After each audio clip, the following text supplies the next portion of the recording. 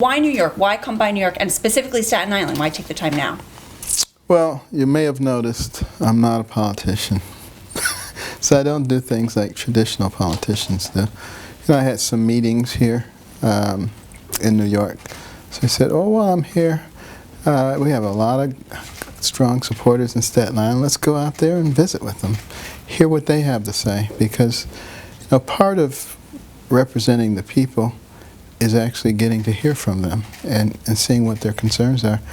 And we need to know what the concerns are of people in every part of the country, not just in the early voting states. There is quite a bit of support for your campaign on Staten Island. Have you heard directly from Staten Islanders who've contacted your campaign? Yes. And are there any particular issues that they've expressed they would like to hear from you on? Well, I think they're primarily concerned about the same issues that we all are. National security, the incredible fiscal irresponsibility that's going on in Washington that's jeopardizing the future of our children. The coarseness of the relationships of the people in our country. Do you know why there is now this dip in support in the polls when you have this outpouring of financial support? Yeah, well, there's been, an incredible amount of focus on me of negative things because they weren't able to find any scandals. So I guess people get frustrated. They say, well, let's attack his character. And this didn't really happen, and this didn't really happen. They throw all these things out and say he's a liar. And of course, as all the evidence comes out to disprove them, there's never a retraction of the story. There's never, oh, well, we were wrong about that. So you just have to fight your way through that. And then you fight your way through the things that have occurred in the world, in France, in San Bernardino, and the narrative that, someone who is soft-spoken and nice can't possibly be a tough commander-in-chief. But, they really don't know me if they think that. So that's what you would attribute the dip in support in recent polls? Yeah, a combination of those things. Yeah. Do you anticipate that maybe your support will go up in the next month or so? I do anticipate that. Okay. Particularly now that we have reshuffled things and have a much more proactive campaign. Okay. Let's talk a little bit about your campaign. You've been in the news recently for the shakeup of some of your staff members leaving.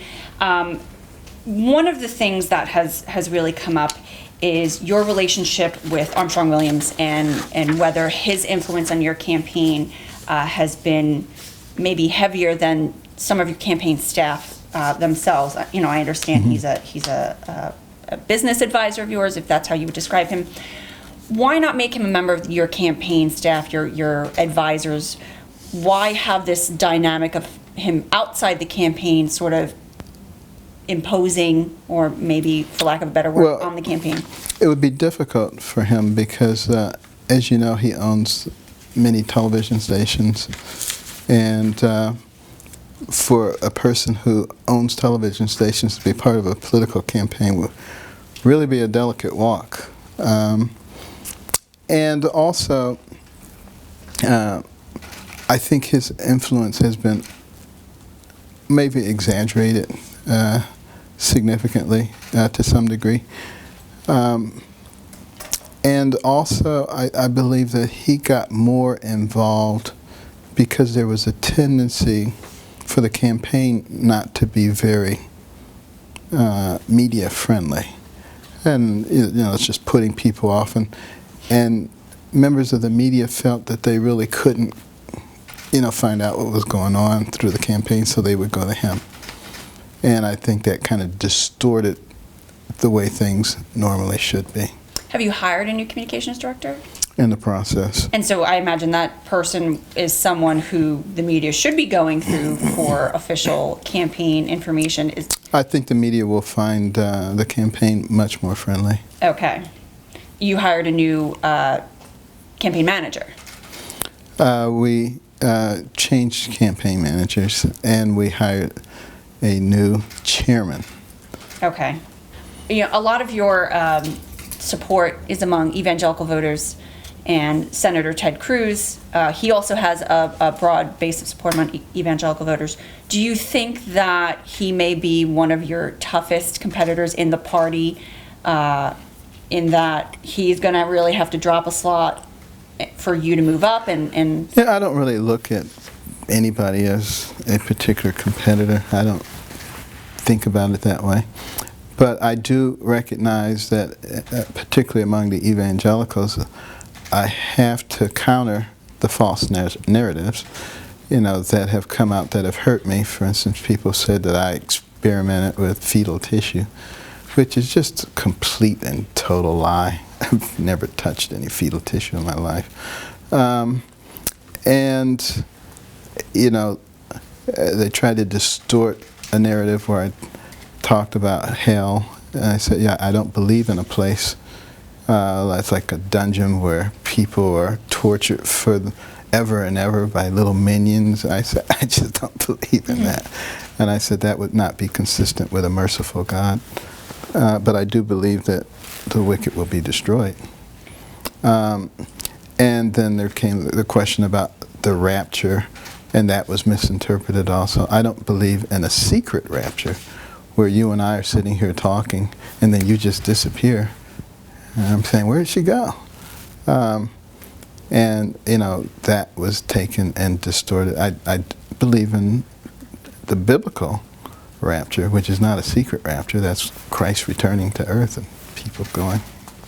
So, that all of those things have been drastically distorted and utilized by, competitors in a very negative way to try to paint me as something that I'm not. And I just have to work through all that.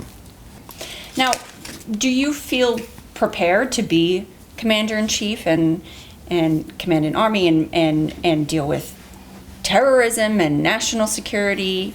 Not Yeah. your foray, but...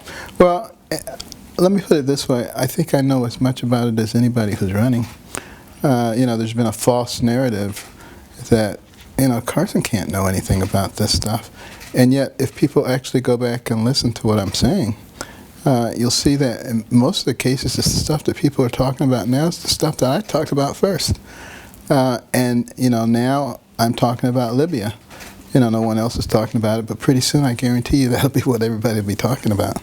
Do you feel that there's been quite a bit of an assault on constitutional freedoms in recent history? There clearly has been a lack of constitutional governance. For instance, we're supposed to have a tripartite government with separation of powers and co-equal branches. Well, as anyone can see, that's kind of fallen apart. And the executive branch has become much too powerful. The legislative branch, which is the branch that actually represents the people, has pretty much become the peanut gallery. Mm-hmm. And the judicial branch has been overstepping its boundaries and creating law. I guess one more question about Staten Islanders.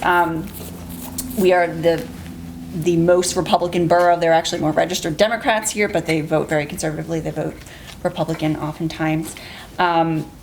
What would you say, you're going to go downstairs and you're going to speak to these people, but if you had, an elevator pitch for Staten Island voters, what would you say to them? I would say I'm not a highly partisan person. And the stuff that I talk about, it's not Republican or Democrat stuff, it's American stuff. And the reason that I'm in here is because I'm concerned about the future of America.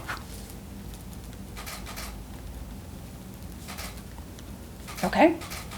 It's a patient that's in critical condition, and we got to fix it before it's too late.